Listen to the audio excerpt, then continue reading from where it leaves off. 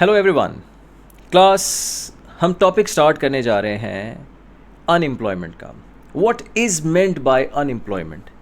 Unemployment की definition ये है कि population of the when the working population is able and willing to work but they cannot find jobs, it is hard that they can find working places, right? तो unemployment होगी country के अंदर, economy के अंदर unemployment होगी। और आपको ये पता ये है कि अनएम्प्लॉयमेंट ज़्यादा जब होती है तो गवर्नमेंट को बहुत ज़्यादा कॉस्ट पे करनी पड़ती है। गवर्नमेंट को कौन सी कॉस्ट पे करनी पड़ती है? गवर्नमेंट को सोशल सिक्योरिटी देना पड़ती है। ये मैं बातें कर रहा हूँ फर्स्ट वर्ल्ड कंट्रीज़ की, मैं अपने पाकिस्तान की यहाँ पे अनफॉर्चुनेटली बात नहीं कर रहा, राइट? गवर्नमेंट को सोशल सिक्योरिटी देनी पड़ती है, बेनिफिट देना पड़ता है, और गवर्नमेंट को टैक्सेस भी बढ़ाने पड़ते हैं। गवर्नमेंट को टैक्सेस बढ़ाने पड़ते हैं किन लोगों के ऊपर? जो वर्किंग पॉपुलेशन होती है, ठीक है। और इसकी वजह से मतलब सारे का सारा बर्डन पिसती बेचारी वर्किंग क्लास है, ठीक है, जब अनएम्प्लॉयमेंट इंक्रीज़ हो रही होती है। इसकी टाइप्स हैं। अच्छा, आपने इकनॉमिक्स में तो खैर तकरीबन 5-6 तरह की टाइप्स देखी होंगी, लेकिन हमारे जो बिज़नेस का सिलेबस है उसमें सिर्फ 3 इसकी टाइप्स हैं। अच्छा, पहली है सिक्लिकल अनएम्प्लॉयमेंट। ये क्या होती है? ये इकॉनमी के अप डाउन की वजह से होती है। जब इकॉनमी रिसेशन पे होती है, जब इकॉनमी स्लम्प पे होती है, तो आपकी as happening in Pakistan right now कि लोग अनएम्प्लॉयड हैं, लोग बेरोज़गार होते चले जा रहे हैं क्योंकि इकॉनमी हमारी स्लम्प पे। तो this is termed as cyclical unemployment due to low demand for goods and services during recession और स्लो इकोनॉमिक ग्रोथ। अच्छा, फिर ये दूसरी कौन सी अनएम्प्लॉयमेंट है? दूसरी अनएम्प्लॉयमेंट है स्ट्रक्चरल अनएम्प्लॉयमेंट। स्ट्रक्चरल एम्प्लॉयमेंट का क्या मतलब है? जो कि कॉज की जाती है, जो कि हो जाती है डिक्लाइन इन सम इंडस्ट्रीज। क्यों डिक्लाइन हुआ भाई? कंज्यूमर्स के टेस्ट चेंज हो गए, प्रेफरेंसेस चेंज हो गई और टेक्नोलॉजी चेंज हो गई। मैं जब ये बात कह रहा होता हूँ तो मुझे बहुत ज़्यादा अल्लाह से खौफ आता है, मुझे डर लगता है कि आर्टिफिशियल इंटेलिजेंस के आने की वजह से, आर्टिफिशियल इंटेलिजेंस की वजह से बहुत सारी जॉब्स ख़त्म हो रही हैं और बहुत सारी जॉब्स ख़त्म हो जाएंगी, राइट? तो ये कौन सी अनएम्प्लॉयमेंट होगी? स्ट्रक्चरल अनएम्प्लॉयमेंट होगी जो कि टेक्नोलॉजी की वजह से हो रही है, ठीक। और अगर कंज्यूमर प्रेफरेंसेस चेंज हो गया, कोई कंज्यूमर्स अब प्रोडक्ट इस्तेमाल नहीं करते जो कभी किसी ज़माने में इस्तेमाल किया करते थे, वही फॉर एग्जांपल के टाइप राइटर्स हैं, कैसेट प्लेयर्स हैं और इस तरह के कुछ दूसरे प्रोडक्ट्स हैं, अब उनकी प्रोडक्शन नहीं हो रही और नेचुरली स्ट्रक्चरल अनएम्प्लॉयमेंट हो रही है। तीसरी अनएम्प्लॉयमेंट कौन सी है? Frictional unemployment. बच्चों, फ्रिक्शनल अनएम्प्लॉयमेंट क्या है? फ्रिक्शनल अनएम्प्लॉयमेंट है phase of switching over the job. आप जब एक जॉब से दूसरी जॉब के दरमियान स्टे ले रहे हैं, आप घर बैठ के इंतज़ार कर रहे हैं, यानी कि this is a phase of switching over from one job to the other, ठीक है।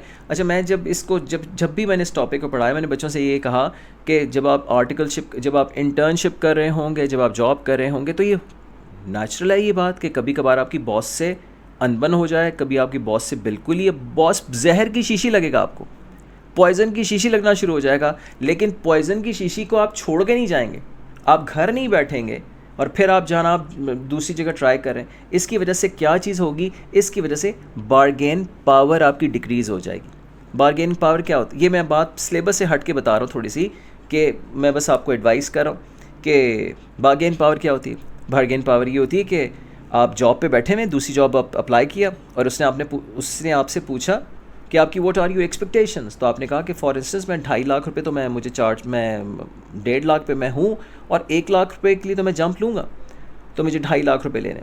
वो सोचने पे मजबूर हो जाएगा कि क्या करूँ। इसके बरक्स अगर आप उस जहर की शीशी को, जो आपका एम्प्लॉयर है पहले वाला, उसको छोड़ के घर पर बैठ गए और आप अब ट्राई करें दूसरी जॉब पर, और वो आपसे पूछता है कि व्हाट आर योर एक्सपेक्टेशंस। आप ये कहते हैं कि 2.5 लाख रुपए। वो कहते हैं आप where are you currently employed. आप कहते हैं कहीं नहीं, मैं तो घर पे बैठा हूँ। वो कहेगा भाई सारी ज़िंदगी तू घर में बैठा रहे, तूने कभी 2.5 लाख रुपए की शक्ल भी देखी है?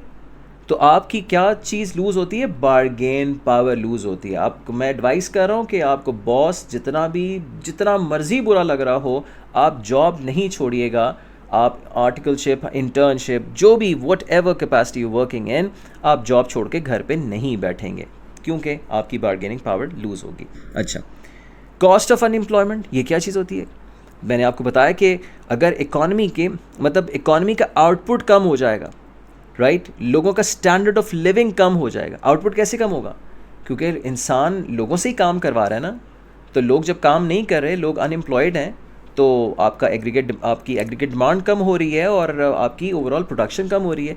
फिर आपसे मैंने दूसरी बात की कि cost of supporting unemployed will land on this burden of the employed people.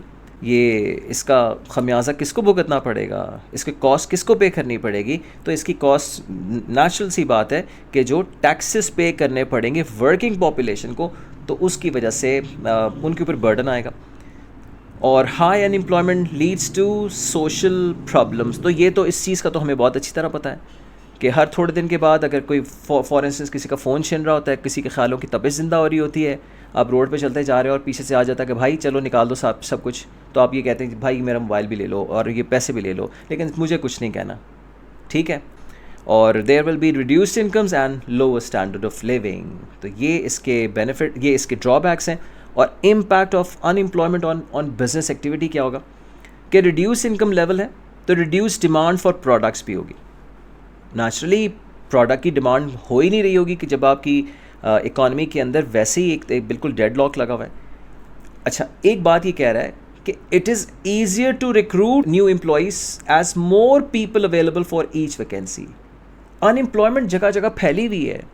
एक एप्लीकेशन आप एक एप्लीकेशन दे रहे हैं अखबार में और उसके जवाब में 1000 लोग एम्प्लॉय होने के लिए तैयार हैं। 1000 लोग एप्लीकेशंस दे रहे हैं, तो आपको कॉस्ट उस एम्प्लॉय की कम पड़ेगी, कॉस्ट एम्प्लॉय की कम पड़ेगी। और नेचुरली ये भी एक चीज़ है कि people will be accept to work at lower amount of wages. Demand supply की बात आ गई यहाँ पे, सप्लाई बहुत ज़्यादा है, डिमांड कम है, राइट? तो फिर क्या होगा, फिर प्राइसेस डाउनवर्ड की तरफ जाएंगी, ठीक है बच्चों? तो I hope this is clear to you.